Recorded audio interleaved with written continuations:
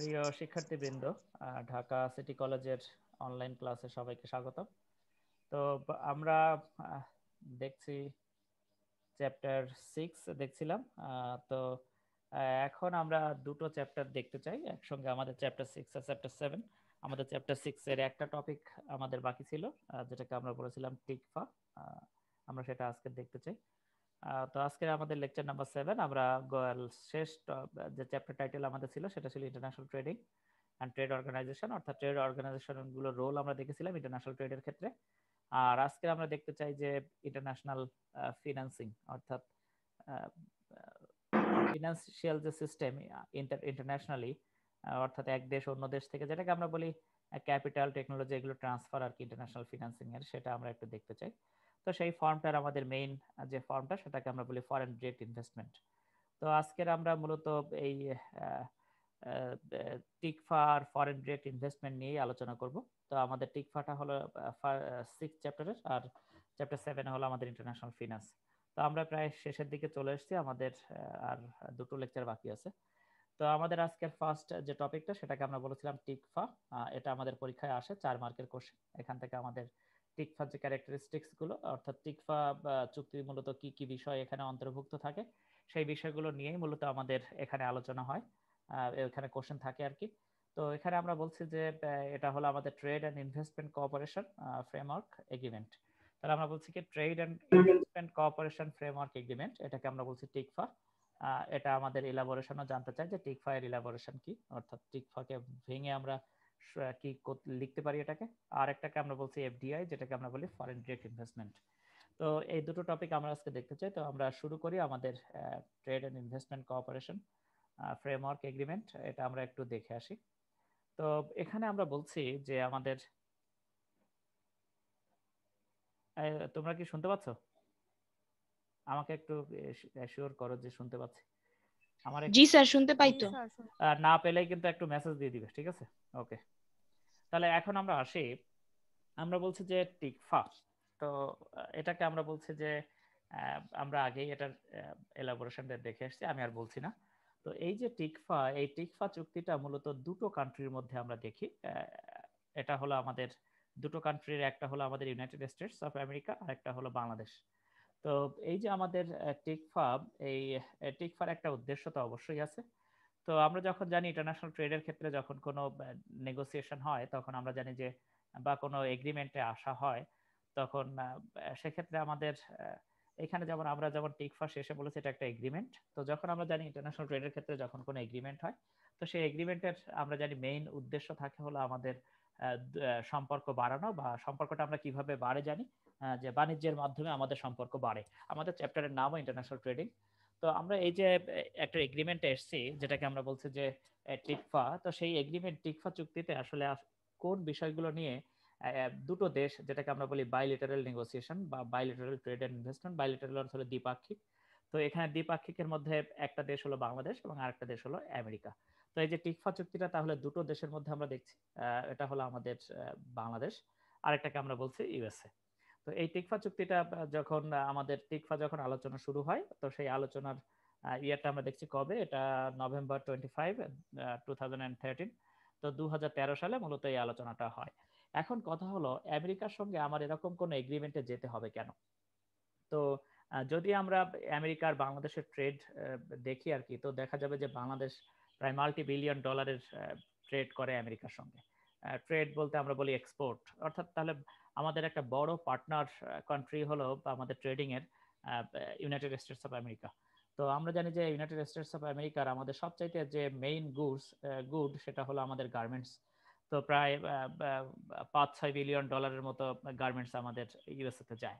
তো সেক্ষেত্রে আমরা বলছি কি যে this is a significant market আমাদের জন্য আর কি ইউএসএ। তো এখানে আমরা বলছি যে এই যে আমাদের যে টিকফা, এই টিকফা চুক্তিতে বাংলাদেশ আর আমেরিকার মধ্যে বেশ কিছু বিষয় নিয়ে নেগোসিয়েশন হয়েছে। তো বেশ কিছু বিষয়ের মধ্যে আমাদের কোন কোন বিষয়গুলো এখানে গুরুত্বপূর্ণ, তো সেই গুরুত্বপূর্ণের ক্ষেত্রে যে দেখা যায় যে বাংলাদেশের যখন ইউএসএ তে তার গার্মেন্টস গুডগুলো যায় বা অন্যান্য যেসব গুডস আছে, সেগুলো খুব বেশি অ্যামাউন্টে যায় না, নেগলিজিবল অ্যামাউন্ট। তো সেই সব ক্ষেত্রে দেখা যায় যে বাংলাদেশের একটা বেশ হিউজ পরিমাণে বাংলাদেশ ট্যারিফ পে করে আর কি, অর্থাৎ ট্যাক্স পে করে ইউএসএ কে। প্রায় 15.6% ট্যারিফ পে করে বাংলাদেশ গার্মেন্টস অ্যাপারেলের উপরে। তো এখন আমরা বলছি কি যে এটা একটা হিউজ অ্যামাউন্ট, এবং যদি এই ট্যাক্সটা কমানো যেত তাহলে সেক্ষেত্রে দেখা যেত কি বাংলাদেশ এখান থেকে অনেক সুবিধা পেতে পারতো। তো বাংলাদেশের অন্যান্য অনেক গুডের উপরে একটা সময়ে, সেটা আমরা বলবো কোন সময়ে, তো সেই সময় দেখা যেত যে বাংলাদেশের থেকে আমেরিকাতে যে দ্রব্য সেবা সামগ্রী গেলে তাদের উপরে দেখা যেত যে একটা ফ্যাসিলিটি পেত বাংলাদেশ, যেটাকে আমরা বলি জেনারেল স্পেশালাইজড প্রেফারেন্স, যেটাকে আমরা বলি যে জিএসপি ফ্যাসিলিটি। তো এই এলডিসি হিসাবে বাংলাদেশ একটা ফ্যাসিলিটি পেত। তো যখন দেখা গেল যে বাংলাদেশ এলডিসি হিসাবে ফ্যাসিলিটি পায়, এবং এরপরে আমরা জানি যে 2010-এর দিকে সম্ভবত 10-11-র দিকে, আমি এক্সাক্ট সালটা মনে করতে পারছি না, তো তখন দেখা গেছে যে রানা প্লাজাতে একটা রানা প্লাজায় ধসে যায় আর কি। সেখানে আমরা জানি যে একটা গার্মেন্টস ফ্যাক্টরি সেখানে ছিল, বা গার্মেন্টস বেশ কয়েকটাও থাকতে পারে। তো যখন আমরা দেখছি যে যখন একটা গার্মেন্টস এর ক্লপস করেছে সেখানে ভেঙে গেছে, তখন দেখা গেছে কি যে বলছে যে তোমার আমেরিকা বাংলাদেশকে বলছে যে তোমার ওয়ার্ক কন্ডিশন বেটার না, তোমার এখানে লেবার সেফটি নাই বলতে গেলে। তো সেক্ষেত্রে তোমার উপর থেকে আমি একটা ফ্যাসিলিটি যে দিতাম জিএসপি ফ্যাসিলিটি, সেটা আমি তুলে নিব। তো তারপরে কিন্তু বাংলাদেশ জিএসপি ফ্যাসিলিটি হারায়। তো এখন কোশ্চেন হলো যে আমরা যখন দেখছি যে বাংলাদেশ ইউএস এর সঙ্গে তার একটা সম্পর্ক ছিল, সেখানে সে জিএসপি ফ্যাসিলিটি দিত, এবং ইন্টারেস্টিংলি বাংলাদেশের কিন্তু জিএসপি ফ্যাসিলিটির মধ্যে গার্মেন্টস ছিল না। ওই আমরা কোন কোন ফ্যাসিলিটি সেখানে কভার করা হতো একটু পরেই আমরা দেখব। তো সেখানে মূলত আমি গল্প আকারে বলে যাচ্ছি শুরুতে, তারপরে আমরা এটা নিয়ে আমাদের যে পয়েন্ট আকারে আমরা লিখেছি সেটা আমরা দেখাবো, কারণ আমাদের হাতে যথেষ্ট সময় আছে, আমাদের কোর্স প্রায় শেষের দিকে। তো এখন আমরা বলছি কি যে যখন দেখা যেত যে বাংলাদেশ গার্মেন্টস এখানে ইনক্লুডেড ছিল না, ফলে দেখা যেত যে বাংলাদেশ প্রায় 6-7 বিলিয়ন, $6 বিলিয়ন মতো ইউএসএ তে পাঠালেও সেটা প্রায় ওই 30-35 মিলিয়ন ডলারের মতো ফ্যাসিলিটি বাংলাদেশ হারিয়েছিল আর কি। অর্থাৎ 120-22টা দেশের ক্ষেত্রে, এলডিসি ভুক্ত দেশের ক্ষেত্রে আমেরিকায় এই সুবিধা দিত জিএসপি ফ্যাসিলিটি। তো সেক্ষেত্রে কিন্তু বাংলাদেশের খুব বেশি এখানে অসুবিধা হওয়ার কথা না, সিরামিক বা টোবাকো এই টাইপের কিছু গুডসের উপরে বাংলাদেশ ফ্যাসিলিটি পেত।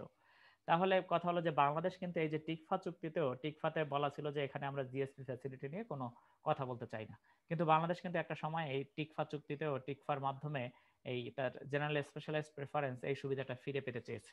কিন্তু কথা হলো যে বাংলাদেশে তো গার্মেন্টস এর বেশিরভাগ এক্সপোর্ট আমেরিকাতে, গার্মেন্টস এর উপরে তো বাংলাদেশ জিএসপি পায় না। তাহলে অন্যান্য যে গুডস গুলোর উপরে বাংলাদেশ জিএসপি পেত, সেটা ফেরত পাওয়ার জন্য বাংলাদেশ কেন এত বেশি আগ্রহ প্রকাশ করেছে? আমি যদি এখন একটা কোশ্চেনটা জানতে চাই তোমাদের কারো কাছে, যে বাংলাদেশের তো জিএসপি ফ্যাসিলিটিতে দিক বা আমেরিকা না দিক তাতে বাংলাদেশের কিছু যায় আসে না, কারণ মাত্র $30 মিলিয়ন গুডস এর উপরে বাংলাদেশ জিএসপি ফ্যাসিলিটি পায়, যেখানে প্রায় $6 বিলিয়ন মতো বাংলাদেশ, বা $5.5 বিলিয়ন মতো বাংলাদেশের এক্সপোর্ট। তাহলে সেক্ষেত্রে বাংলাদেশ কেন জিএসপি ফ্যাসিলিটি ফেরত পেতে চায়? কেউ কি বলতে পারবো?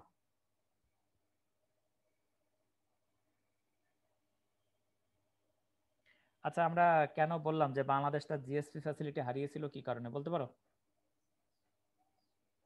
স্যার ওই যে রানা প্লাজা ধসের কারণে। রানা প্লাজা ধসের পরে তারা বাংলাদেশে অবজার্ভ করে দেখেছে যে বাংলাদেশের ওয়ার্কারদের ওয়ার্ক কন্ডিশন বেটার না। এখানে তাদের হ্যাসেল আছে, হ্যাজার্ড আছে, তারপরে এনভায়রনমেন্টাল সেফটি নেট এখানে নাই। 16-17টা শর্ত আমেরিকা বলেছে যে এইসব জায়গায় তোমাদেরকে ইমপ্রুভ করতে হবে, তাহলে তোমরা ফেরত পেতে পারো জিএসপি ফ্যাসিলিটি। কিন্তু আমরা 2020 সালে এসে দেখেছি যে বাংলাদেশ প্রায় almost all the criteria fulfil করেছে, কিন্তু তারপরেও কেন আমেরিকা বাংলাদেশকে জিএসপি ফ্যাসিলিটি ফেরত দেয়নি?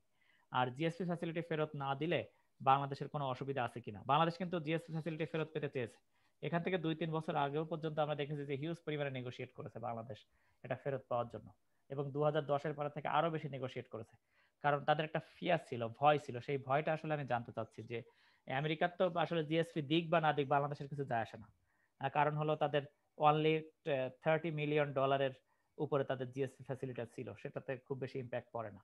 তাহলে বাংলাদেশের ফিয়ারটা কোথায় আসলে, যে জিএসপি হারালে বাংলাদেশ আসলে একটা ভয় পাচ্ছে, সেই ভয়টা আসলে কিসের একটু বলতে পারো? না বলতে পারলে বলো, আমি বলে যাচ্ছি। স্যার ইন্টারন্যাশনাল মার্কেটে হচ্ছে মানে প্রোডাক্ট গুলা কম ভ্যালু পাবে এর জন্য। না, বাংলাদেশ অন্যান্য মার্কেটেও জিএসপি ফ্যাসিলিটি পায়। যেমন আমরা বলেছি ইউরোপিয়ান ইউনিয়ন, যেখানে বাংলাদেশের হিউজ পরিমাণে একটা হিউজ ইনকামের সোর্স হলো বাংলাদেশের স্যার ইউরোপিয়ান আপনিই বলেন।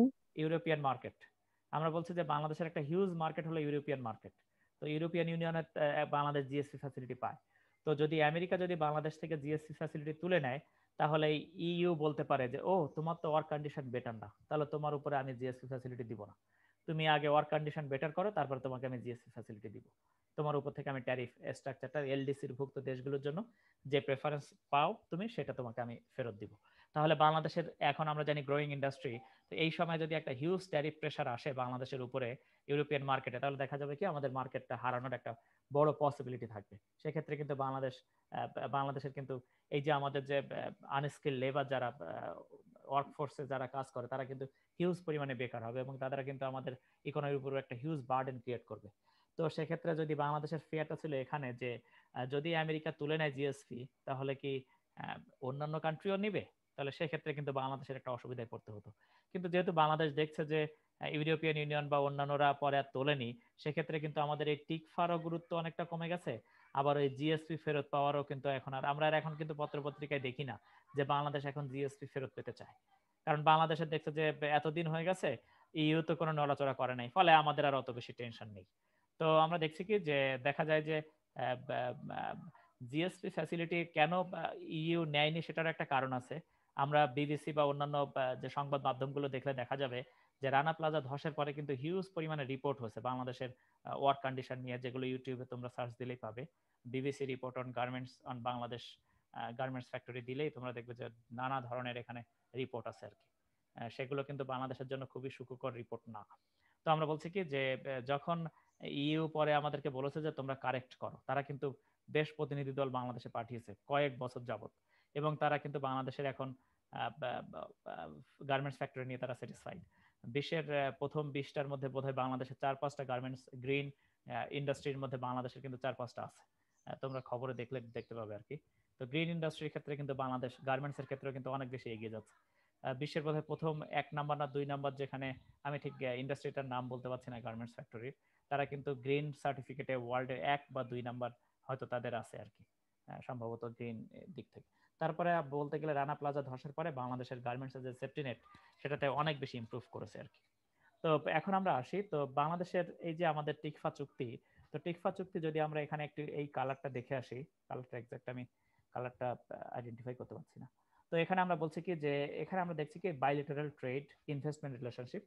তো এখানে ইনভেস্টমেন্ট রিলেশনশিপটা মূলত কোথায় বিল্ড আপ হবে, তো সেখানে হলো মূলত ইনভেস্টমেন্ট। আমরা জানি যে বাংলাদেশের যে ক্যাপিটাল শর্টেজ আছে, তো তার পক্ষে আমেরিকার বাজার ধরাটা কঠিন কঠিন। তো সেক্ষেত্রে বাংলাদেশ বলতে চাইছে যে ইনভেস্টমেন্ট তোমার যারা এখানে বাইরের দেশে ইনভেস্টমেন্ট করতে চায়, তারা আমার দেশে এসে ইনভেস্টমেন্ট করতে পারে, আমি এই ফ্যাসিলিটি তোমার জন্য প্রোভাইড করব, সেক্ষেত্রে আছে। তো এরপরে বলা হচ্ছে যে ফার্মাসিউটিক্যালস ক্ষেত্রে যদি তোমার ইনভেস্টমেন্টের সুযোগ থাকে, সেক্ষেত্রে তুমি আমার এখানে এসে ইনভেস্টমেন্ট করতে পারো। এরপরে বলছে যে ইনফ্রাস্ট্রাকচার অর্থাৎ অবকাঠামো উন্নয়নে যদি তোমার কোনো সুযোগ থাকে, সেক্ষেত্রে তুমি এটা করতে পারো। আর ইনফরমেশন টেকনোলজি অর্থাৎ তথ্য প্রযুক্তির ক্ষেত্রেও দেখা যাচ্ছে যে দুই দেশের মধ্যে তথ্য বিনিময়, আদান প্রদান ও তথ্য প্রযুক্তির বিকাশের ক্ষেত্রে যে ধরনের টেকনিক্যাল ফ্যাসিলিটি লাগে, সেগুলোর মধ্যে দুই দেশের মধ্যে যে আলোচনা, মূলত সেটাকেই মূলত টিকফা চুক্তির এই 3-4টা ক্রাইটেরিয়া, এগুলোই মূলত টিকফার বৈশিষ্ট্য। তো এখন আমরা আসি এখানে, আমরা বলছি কি যে আমরা মোটামুটি এখানে আমাদের ব্যাখ্যা দিয়েছি। এখানে তোমরা একটু নিজেরা দেখলেই বুঝতে পারবে যে এটা মোটামুটি ব্যাখ্যা আমাদের এখানে হয়ে গেছে। এখানে আমরা মোটামুটি ব্যাখ্যা দিয়েছি, দেখি এখন কি কি আছে। তো এখানে আমরা বলছি কি যে এখানে আমাদের একটু গুরুত্বপূর্ণ যে বাংলাদেশের জিএসপি তুলে নিয়েছিল, তো সেটা বলা হয়েছিল যে বাংলাদেশ কয়েকটা বছর যাবত টিকফাতে কিন্তু বাংলাদেশের জিএসপি ফ্যাসিলিটির কথা তোলেনি, কারণ ওরা আগেই বলে দিয়েছে যে এখানে জিএসপি নিয়ে কোনো আলোচনা হবে না, জেনারেল স্পেশালাইজড প্রেফারেন্স যে সুবিধা তোমরা পেতে, সেটা নিয়ে আমরা কোনো আলোচনা করতে চাই না। তো পরে দেখা যাচ্ছে যে বাংলাদেশের নিউজ পেপারস অন্যান্যদের চাপে বাংলাদেশ কিন্তু পরে এটা তুলতে বাধ্য হয়েছিল।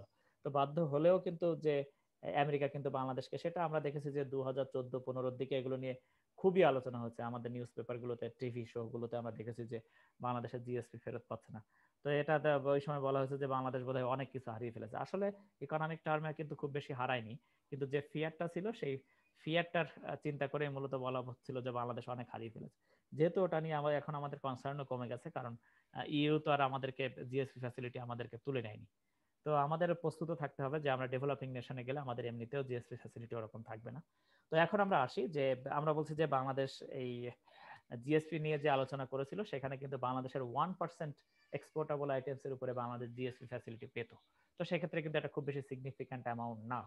তো এরপরে আমরা আসি, এখানে বলা হচ্ছে যে রেডিমেড গার্মেন্টস কিন্তু বাংলাদেশের জিএসপি ফ্যাসিলিটির মধ্যে ছিল না। অর্থাৎ আমাদের যেখানে সুবিধা দরকার মেইনলি যে রেডিমেড গার্মেন্টস, সেখানে কিন্তু ইউএসএ আমাদেরকে এই সুবিধাটা দিত না। তো এরপরে আমরা আসি, আমরা বলছি যে এরপরে বলা হচ্ছে কি যে আমাদের যে স্পেশাল ইকোনমিক জোন আছে, তো বাংলাদেশের গভর্নমেন্টের টার্গেট হলো যে আমেরিকা এই স্পেশাল ইকোনমিক জোনে এসে তারা ইনভেস্টমেন্ট করবে। বলা হচ্ছে যে আমাদের ওদের জন্য আমরা 100 স্পেশাল ইকোনমিক জোন থাকবে। সেখানে আমাদের যে 100 ইকোনমিক জোন, আমি জানি যে সরকারের এখন দেশব্যাপী 100টি ইকোনমিক জোনের নিয়ে কাজ করছে। তো সেই জোনগুলোতে আমেরিকার ইনভেস্টমেন্ট হবে, বাংলাদেশ এটা আশা করে আর কি। তো এরপরে আমরা একটু এদিকে আসি, দেখি এখানে আমরা জানি যে বাইলেটারাল ট্রেড ইনভেস্টমেন্ট এগুলো বাড়ানো দুই দেশের মধ্যে। এরপরে কি আছে যে বলা হচ্ছে যে বাংলাদেশ তার গার্মেন্টস এর যে আইটেমগুলো সেগুলো ইউএসএ থেকে নিয়ে আসবে এবং সেগুলো আবার ইউএসএ তে এক্সপোর্ট করবে, এটাও একটা আলোচনার বিষয় তাদের মধ্যে। তো এরপরে আমরা আসি ডিউটি আছে যেগুলো, সেই ডিউটিগুলো ওয়েভ করবে আমাদের। সেই ডিউটিগুলো কোথায় ওয়েভ করবে? দেখা যাচ্ছে যে আমাদের গার্মেন্টস সেক্টরে মূলত আমাদের ডিউটি রেটটা বেশি, আমরা বলেছিলাম প্রায় 15.6%। তো সেক্ষেত্রে বাংলাদেশের নেগোসিয়েশনের মেইন টার্গেট হলো এই রেটটা কোনোভাবে কমানো যায় কিনা।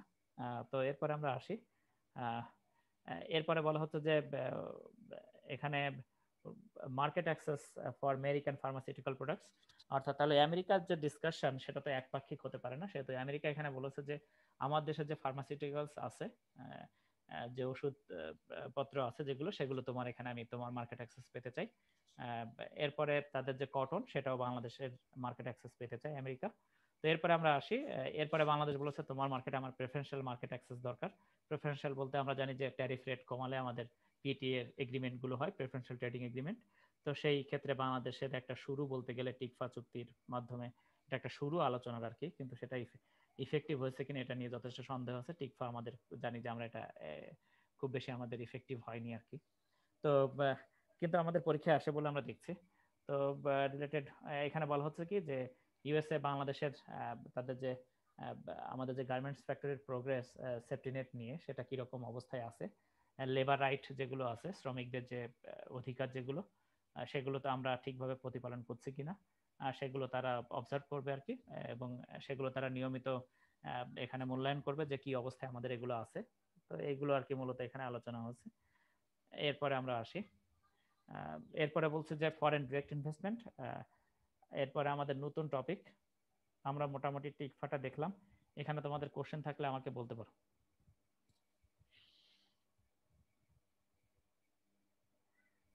স্যার কোশ্চেন নেই।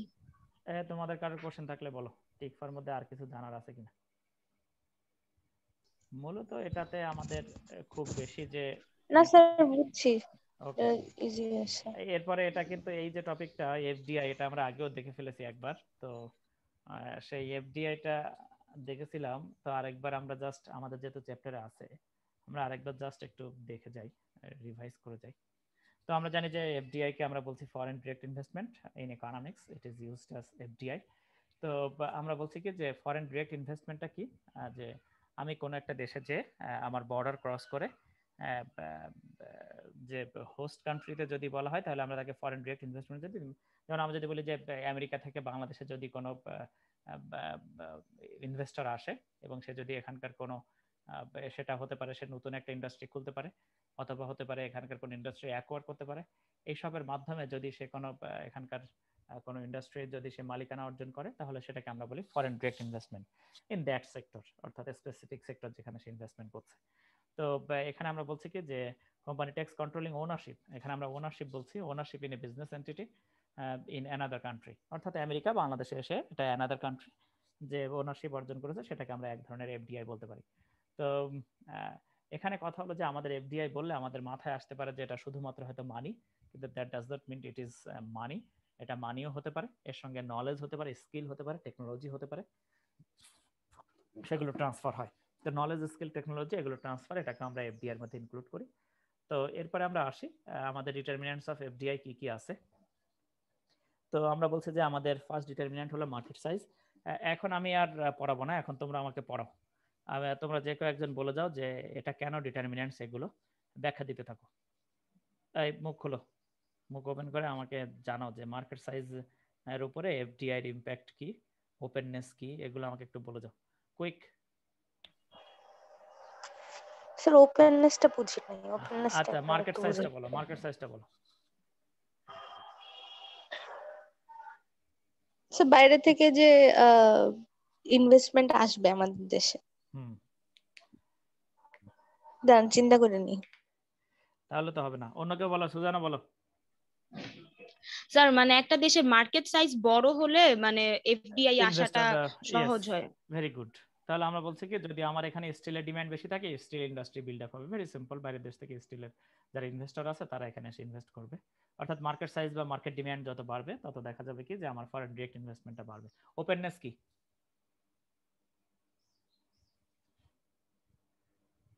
এই সুজানা বলো ওপেননেস কি?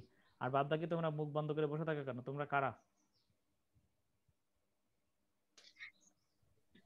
স্যার ওপেননেসটা বলতে পারবো না, এটা আমি পারতেছি স্যার না। ওপেননেস তো জিজ্ঞেস করলাম, বুঝি নাই। ওপেননেসটা হলো আমার মার্কেট কি ওপেন, দ্যাট মিন্স আমি কি বেশি বেশি পরিমাণে তাদের উপরে শুল্ক বসাই বা অন্য কোনো অশুল্ক বাধা কি তাদের উপরে আছে, নাকি এখানে ও স্যার ইনভেস্টমেন্ট বুঝছি। করতে চাইলে তাদেরকে ট্যাক্সটা অনেক বেশি পে করতে হয়, অথবা এই মার্কেটে আমি কি এমন কাউকে সাবসিডাইজ করি যার জন্য সে মার্কেট পাচ্ছে না?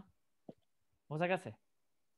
জি স্যার। সাবসিডি কিন্তু আমাদের মার্কেট পাওয়ার ক্ষেত্রে একটা বাধা, কারণ আমি যদি কাউকে কিন্তু সাবসিডাইজ স্যার করি তার এফডিআই তে তো হচ্ছে ইনভেস্টমেন্টের ক্ষেত্রে তো মানে টাকা বেশি আসতেছে না, মানে ক্যাশ ফ্লোটা বেশি আসতেছে না তো ওখানে, ইনভেস্টমেন্ট মানে বলতে ক্যাশ ফ্লো ট্যারিফ আমরা বুঝি না, বা। আমরা চাচ্ছি যে সে ইনভেস্টমেন্ট করে এটা মার্কেটটা পেতে চাইছে, যত বেশি এখানে সে মার্কেট পাবে ও তত আচ্ছা তার আচ্ছা। এখানে ইনভেস্টমেন্ট বাড়বে।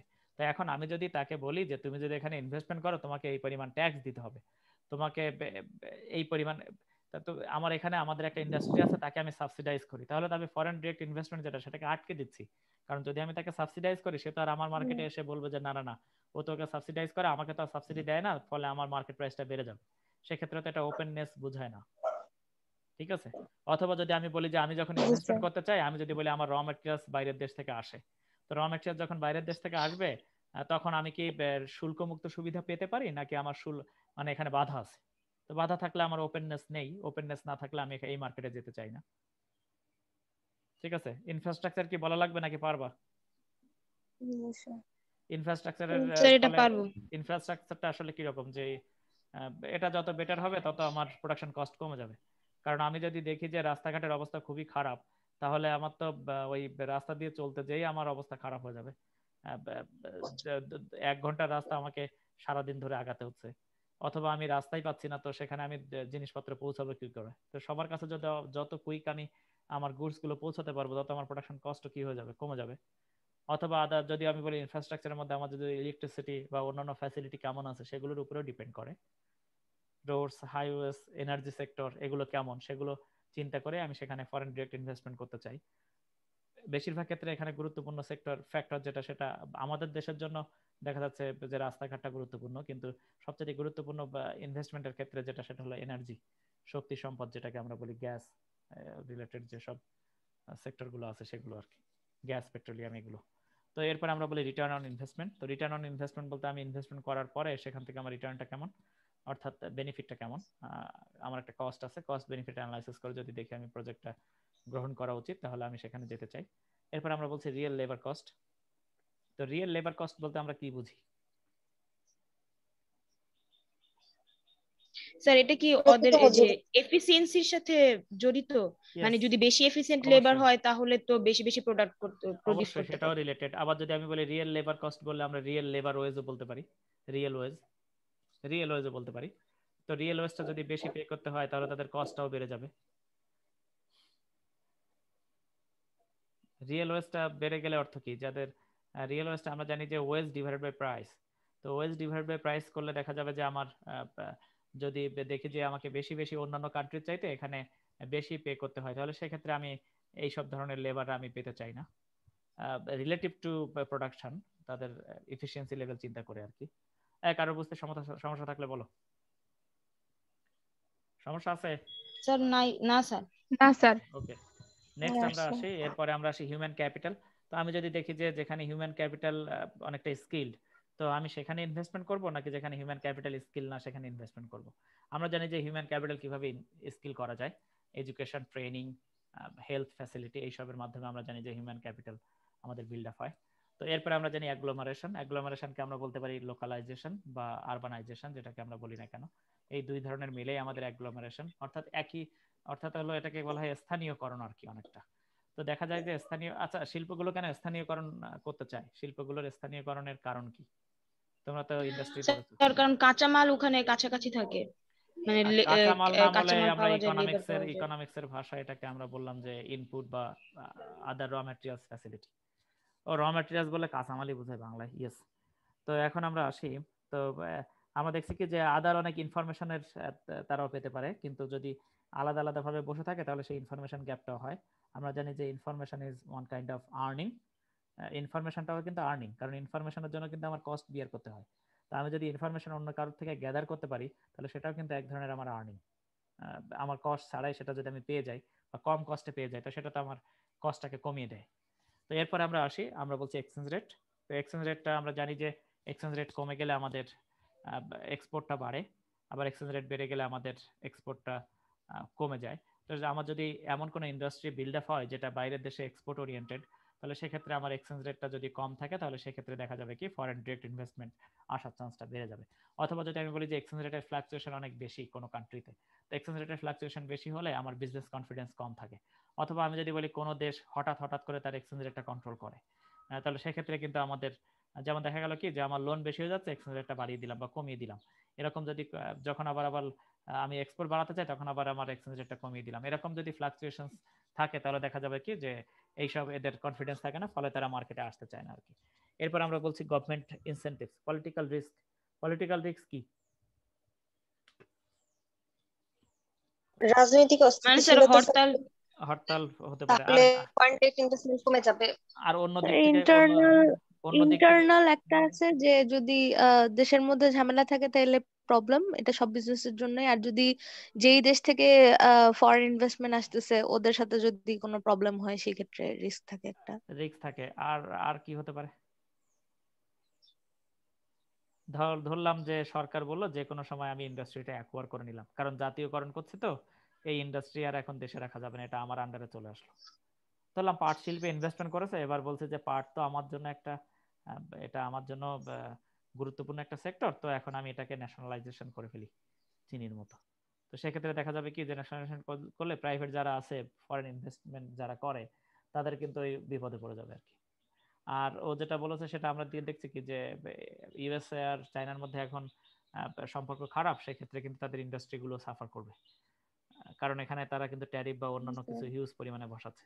যেমন আমরা যদি বলি যে হুয়াওয়ে টেকনোলজি যদি তারা তাদের উপরে যদি হিউজ পরিমাণে ব্যারিয়ার বসায়, সেক্ষেত্রে কিন্তু শুধু চায়নার ক্ষতি না, সেক্ষেত্রে কিন্তু আমেরিকারও হিউজ ক্ষতি আছে, কারণ তাদের পার্টস সাপ্লাই দেয় দেয় কিন্তু অনেক আমেরিকান কোম্পানিও আছে, সফটওয়্যার থেকে শুরু করে অন্য সব বিল্ড আপ করার ক্ষেত্রে কিন্তু তাদের আমেরিকান কোম্পানিও থাকে এর জন্য। তো এরপরে আমরা আসি, আমরা বলছি যে গভর্নমেন্ট ইনসেন্টিভ। তো গভর্নমেন্ট ইনসেন্টিভ হতে পারে ট্যাক্স হলিডে, হতে পারে সাবসিডি, হতে পারে। তো এইসব তারপরে আদার যদি ইলেকট্রিসিটি ফ্যাসিলিটি বা অন্যান্য ফ্যাসিলিটি যখন গভর্নমেন্ট দিবে, গভর্নমেন্ট ইনসেন্টিভ, তো সেক্ষেত্রে দেখা যাবে কি ফরেন ডিরেক্ট ইনভেস্টমেন্ট আসার চান্স বেড়ে যাবে। তো এরপরে আমরা আসি অ্যাডভান্টেজেস অফ এফডিআই। এটা আমরা বলছি যে ফরেন ডিরেক্ট ইনভেস্টমেন্ট যত বাড়বে, এমপ্লয়মেন্ট জেনারেশন হবে, আমাদের ইকোনমিতে জিডিপি বাড়বে, অর্থাৎ ওভারঅল ইকোনমি প্রোডাকশন বাড়বে, ইকোনমিক ডেভেলপমেন্ট হবে, এমপ্লয়মেন্ট জেনারেশন হবে। এরপর আমরা বলছি যে ডেভেলপমেন্ট অফ হিউম্যান রিসোর্সেস। তো এই হিউম্যান রিসোর্স কেন ডেভেলপ হবে বলো তো এফডিআই হলে? স্যার বেশি বেশি আহ, হলে বাণিজ্য মানে কি বলে, মানে কলকারখানা স্থাপন হবে, ফলে বেশি পরিমাণ মানুষ এমপ্লয়ি হতে পারবে। বলো আদ্রিতা, বলো দ্রুত বলো।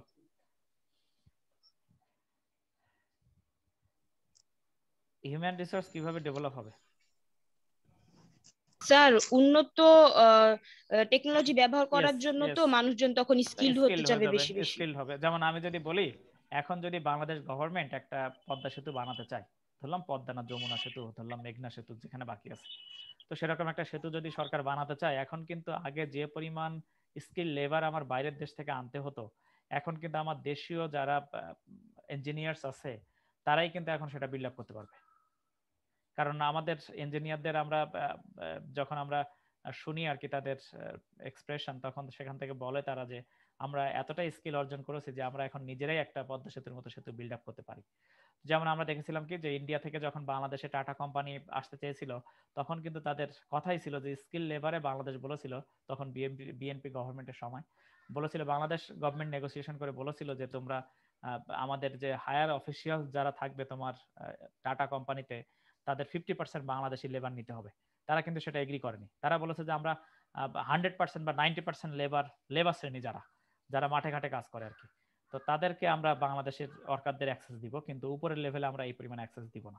এটাও কিন্তু একটা টাটা সরি, কোম্পানির। ডিসকানেক্ট হয়ে গেছিল আপনার কোশ্চেনটা শুনে। মিউট আনমিউট করতে গেলে গিয়ে হচ্ছে মানে হ্যাং খেয়ে গেছিল ফোন। না সমস্যা নেই। এখন আমরা বলছি যে তাহলে টাটা কোম্পানির যে এখানে যে আমরা দেখছি যে টাটা যে আসতে চায়নি বা আসেনি, তার জন্য কিন্তু একটা মেইন কারণ ছিল এটা। কারণ বাংলাদেশ যদি স্টিলে ওই উপরের থেকে শিখে যায়, তাহলে কিন্তু বাংলাদেশ নিজে একটা স্টিল ইন্ডাস্ট্রি করে বসবে, বা টাটার যেসব বিজনেস আছে সেগুলো বাংলাদেশ নিজেই শুরু করবে। ফলে বাংলাদেশই কিন্তু তখন তাদের জন্য একটা কম্পিটিশন ক্রিয়েট করতে পারতো। ফলে এই চিন্তা করে কিন্তু এটাও কিন্তু একটা মেইন রিজন, এনার্জির পাশাপাশি এটাও একটা মেইন রিজন যে টাটা বাংলাদেশে না আসার জন্য। তো বাংলাদেশ বলেছে ফাইন, তোমার দরকার নেই, কিন্তু সেটা বাংলাদেশের জন্য ভালো হয়েছে নাকি ক্ষতি হয়েছে, দিস ইজ ডিবেটেবল, এটার ডিবেটের ঊর্ধ্বে না। কিন্তু কথা হলো যে তারা তো আমাদের সঙ্গে এগ্রি করেনি। আমরা চেয়েছি যে আমাদের ইন্ডাস্ট্রি ওখানে বিল্ড আপ হোক। তো এখানে গভর্নমেন্ট টু গভর্নমেন্টেরও ব্যাপার আছে, যে এই গভর্নমেন্ট অন্য ওই ইন্ডিয়ান গভর্নমেন্টকে কিভাবে দেখছে, সেটাও একটা বড় ব্যাপার। তো এরপরে আমরা আসি, আমরা বলছি যে সেক্ষেত্রে দেখা যায় কি যে হিউম্যান রিসোর্স ডেভেলপমেন্ট কিন্তু আমাদের জন্য খুবই গুরুত্বপূর্ণ। তো এরপর আমরা বলছি যে কান্ট্রিজ ফিনান্স অ্যান্ড টেকনোলজি। তো অবশ্যই টেকনোলজি ট্রান্সফার হলে এক দেশ থেকে অন্য দেশে এটার টেকনোলজিক্যাল অ্যাডভান্সমেন্ট হয়, আমাদের আর্থিক সক্ষমতাও বাড়ে। তো এরপর আমরা বলছি increment in income, very simple, ইকোনমিতে এমপ্লয়মেন্ট জেনারেশন হলে আমাদের ইনকাম বাড়বে। Lower cost of production, lower cost of production বলছি কেন, কারণ তারা স্কিল্ড, যেহেতু তারা স্কিল্ড সেহেতু দেখা যাবে কি যে তাদের কিন্তু তারা এফিশিয়েন্ট হতে প্রডিউস করতে প্রস্তুত, ফলে দেখা যাবে কি যে আমাদের প্রোডাকশন কস্টটাও কিন্তু কমে যায়। এরপর আমরা ডিসঅ্যাডভান্টেজ কি কি আছে, ডোমেস্টিক ইনভেস্টমেন্টে বাধা দেয়, কারণ তারা তো এফিশিয়েন্ট, ফলে আমাদের ডোমেস্টিক ইন্ডাস্ট্রি রেইজ আপ করার জন্য কঠিন, কারণ আমরা জানি শুরুতে অ্যাভারেজ কস্ট কার্ভ উপরের দিকে থাকে, ফলে আমাদের অ্যাভারেজ কস্টটা বেশি থাকে। তারপর আমরা বলছি যে risk from political changes, political চেঞ্জেসের একটা রিস্ক আছে ফরেন ডিরেক্ট ইনভেস্টমেন্টের। Disappearance of cottage and small scale industries, যেহেতু লার্জ স্কেলে তারা আসে, ফলে এই আমাদের যে কুটির শিল্প জাতীয় যা যা আছে, ক্ষুদ্র শিল্প, সেগুলো কিন্তু ধ্বংস হওয়ার একটা অবস্থায় থাকে। কন্ট্রিবিউশন টু দ্য পলিউশন, আমরা জানি যে ইন্ডাস্ট্রির সঙ্গে পলিউশনের একটা পজিটিভ কোরিলেশন আছে, অর্থাৎ ইন্ডাস্ট্রিয়ালাইজেশন যত হবে তত ইকোনমি পলিউট হবে, অর্থাৎ তত এনভায়রনমেন্টাল পলিউশন হবে। তো এরপরে আমরা বলছি যে তাহলে আমাদের পলিউশনের একটা ব্যাপার আছে, পলিউশনকে কারেক্ট করারও একটা ব্যাপার আছে, কারেক্ট করার আবার একটা খরচ আছে। তো এই কস্ট বেনিফিট অ্যানালাইসিস করে আমাদের ফরেন ডিরেক্ট ইনভেস্টমেন্ট কতটুকু আসা উচিত, সেটাও একটা বিবেচ্য বিষয়। তো ইকোনমিস্টরা বলেছেন যে এখন কিন্তু ইকোনমিস্টরা তাদের এই কার্বন নিঃসরণ নিয়ে বেশ সচেতন। তারা এখন এমন টেকনোলজি, সায়েন্টিস্টদের এখন তারা রেফার করেন এমন কোনো টেকনোলজি যা আমাদের পরিবেশের উপরে ইম্প্যাক্ট কম ফেলবে। কারণ আমরা যদি কস্ট বেনিফিট দেখি, আমরা যদি সায়েন্টিস্ট নাও হই, কস্ট বেনিফিট দেখলে দেখা যাবে কি যে এনভায়রনমেন্টাল হ্যাজার্ডটা কিন্তু আমাদের উপরে হিউজ পরিমাণে আসে, তার কস্টটাও কিন্তু হিউজ। যেমন আমরা সিডোর আইলা এগুলো চিন্তা করলে huge cost. Inflation in the economy, এটা ইনফ্লেশন ক্রিয়েট করতে পারে। এক্সচেঞ্জ ক্রাইসিস, এক্সচেঞ্জ ক্রাইসিস কেন, হুট করে সে বাংলাদেশ থেকে চলে গেলে আমাদের এখানে এক্সচেঞ্জ ক্রাইসিস ক্রিয়েট হতে পারে। তো আমরা আমাদের আর সময় নেই, 30 সেকেন্ডের কম সময় আছে, আমরা আজকের এখানে শেষ করছি। যদি কোনো কোশ্চেন থাকে তাহলে তোমরা আমাকে করতে পারো, পরের ক্লাসে আমরা সেটা নিয়ে আলোচনা করব। আশা করি কোশ্চেন এখানে কম, কারণ আমরা এটা নিয়ে আগেও ডিসকাস করেছি। তো আমরা এখানে আমাদের ক্লাস শেষ করে দিচ্ছি। সবাইকে অসংখ্য ধন্যবাদ।